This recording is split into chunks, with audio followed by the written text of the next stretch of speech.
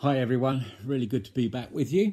Do you know, I know we've all been missing things, people, places, and so I thought just start. I'd say to you, if you trust me, just close your eyes and let's picture ourselves somewhere else. Let's have just a moment. So close your eyes and just think of a beach scene. Now, that can be something you remember from your family, either when you were younger or with the family now. Maybe on some lovely beach that you've been to before, or one totally of your imagination in the Bahamas or wherever. And just for a moment, because we can't do these things, just put yourself there. Just remind yourself of what that felt like. Maybe it's just the sound of the waves, seagulls. Maybe it's children laughter and splashing. Just all that, and how that makes you feel.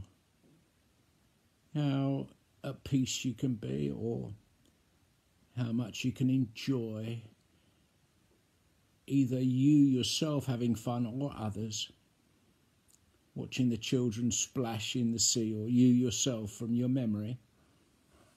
Just think about that for a moment and just let those feelings rest on you.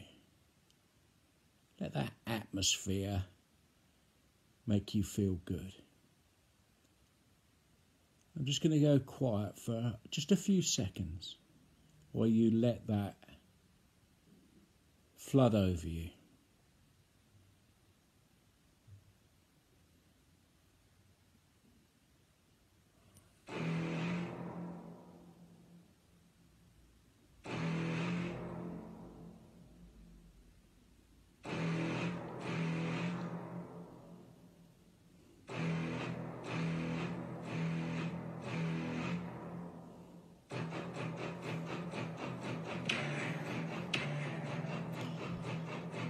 Okay, that might have been a little cruel of me if you were just getting into a really nice place. But the reason I've done that is because movies is a great way of seeing how atmosphere can change. And when that came out in the 70s, whether or not you were around at that time, the majority of people have since seen that movie. And the atmosphere that brought into that music brings into the movie, actually beats the shark itself, especially as we look back now and see how dated that is with CGI today and that model. But, you know, the thing is that we can let atmosphere change us. With that, a lot of people wouldn't go back in the sea, especially in those sort of areas. They totally thought this was what it was all about now, that, you know, the sharks were going to eat them and the horrors of that.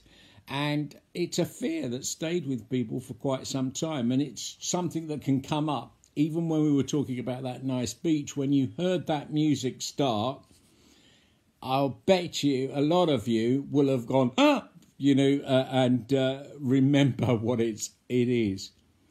You know, on that fishing boat, when Jesus was asleep, there was the storm.